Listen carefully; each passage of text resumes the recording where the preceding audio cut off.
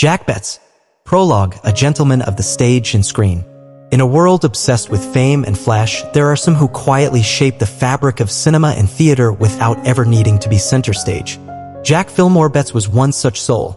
A true character actor, he moved through the world of Hollywood, Broadway, and European cinema with ease and elegance, an artist whose presence elevated every project, even when his name didn't command headlines.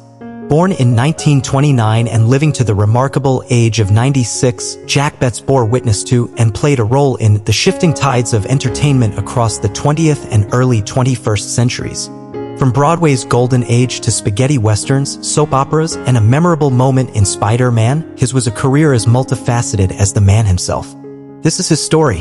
Chapter 1. Roots in Jersey City.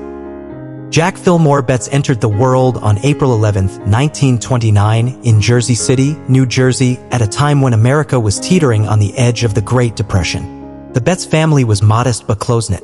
His early years were shaped by the quiet rhythms of a working-class neighborhood, streetcars, corner stores, and radios crackling with the sounds of jazz and war bulletins.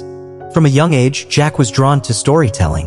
Whether through books, old movies, or local stage shows, he was captivated by performance.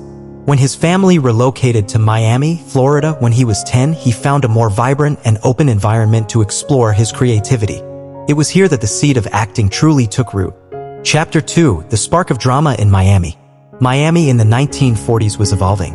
A melting pot of cultures, colors, and contradictions, it offered young Jack an exciting palette of human stories. At Miami High School, his talent emerged. Teachers noted his ease on stage, his commanding voice, and most of all, his presence, a quality impossible to teach but unmistakable when seen. He was accepted into the University of Miami, where he majored in theater. It was here he found mentors who encouraged him to go beyond surface performance and dive into the psychology of characters. He consumed the works of Shakespeare, Chekhov, Tennessee Williams, and Arthur Miller.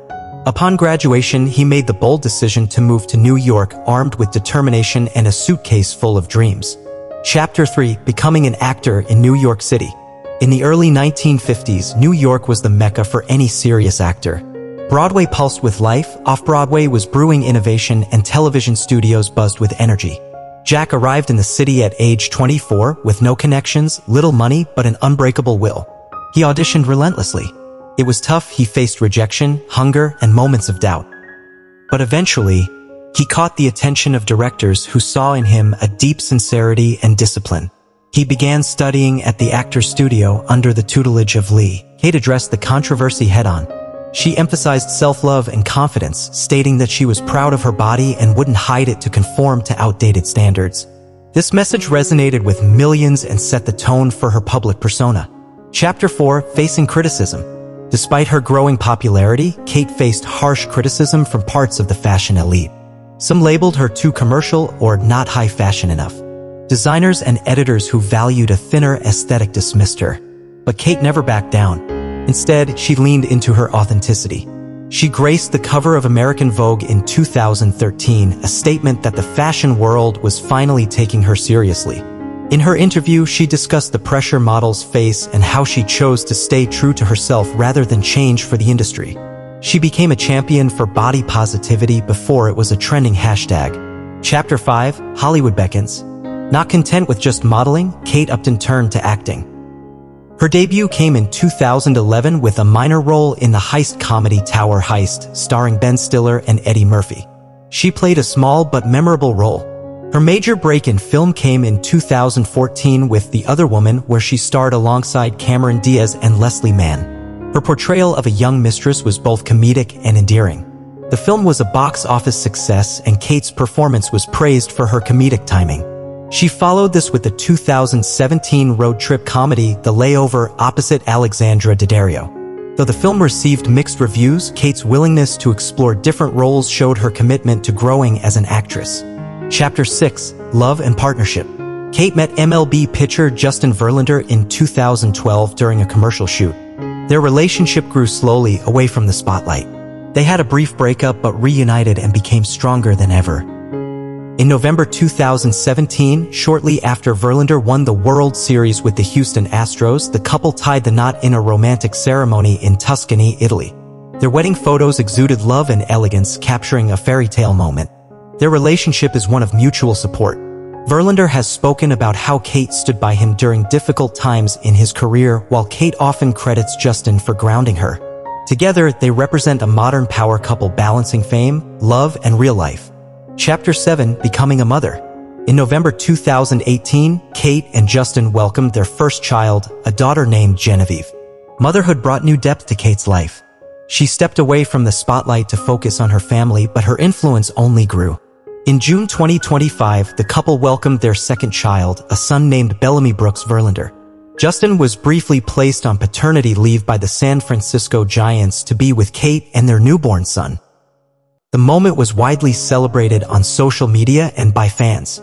Kate has spoken candidly about the challenges and joys of motherhood. Her transparency about postpartum changes, mental health, and finding balance further endeared her to fans who saw her not just as a model, but as a relatable figure. Chapter 8, Business Ventures and Advocacy. Kate Upton expanded her brand beyond modeling and acting. She co-founded Voss Spirits, a vodka brand focused on clean, health-conscious ingredients. The company aligns with her personal values and her goal of empowering others to make confident lifestyle choices. She also hosted Hulu's Dress My Tour, a fashion competition show that paired designers with music artists to create stage outfits. Her hosting role revealed her knowledge of style, design, and entertainment. Kate's advocacy work includes supporting veterans, promoting women's rights, and working with animal rescue organizations. She's used her platform to speak out on issues that matter, showing that beauty and brains aren't mutually exclusive. Chapter 9, Fashion Influence and Cultural Impact. Throughout her career, Kate Upton has consistently challenged the boundaries of traditional fashion. By gracing the covers of American, British, Italian, and Brazilian Vogue, GQ, Vanity Fair, and Cosmopolitan, she became a symbol of a new kind of beauty standard, one that celebrates curves, strength, and authenticity. She was often described as retro glamour meets modern sass, channeling old Hollywood icons like Marilyn Monroe while maintaining a fiercely independent and modern identity. Her presence on runways, magazine spreads, and red carpets forced designers and publications to reconsider their exclusion of non-sample size women. Kate also appeared in several international campaigns for brands like Express, Bobbi Brown, and Sam Edelman. She became a voice for plus-size acceptance long before mainstream fashion began adjusting its approach to body diversity. Her influence even extended into sports and gaming culture. She was the face of the mobile Game of War, Fire Age, appearing in global commercials and garnering massive attention across digital platforms. Chapter 10, Handling Controversy and Remaining True. Kate's rise wasn't without its controversies. She often faced judgment for being overtly sexualized in media, especially early in her career.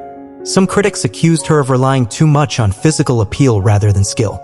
But Kate consistently pushed back, both publicly and privately. She emphasized the difference between owning one's sexuality and being exploited by it. "I'm not going to apologize for being confident in who I am," she once said in an interview. She also used her experiences to advocate for the ethical treatment of models.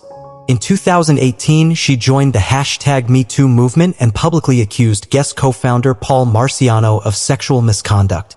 Her bravery in coming forward was widely respected and opened doors for other models to share their stories.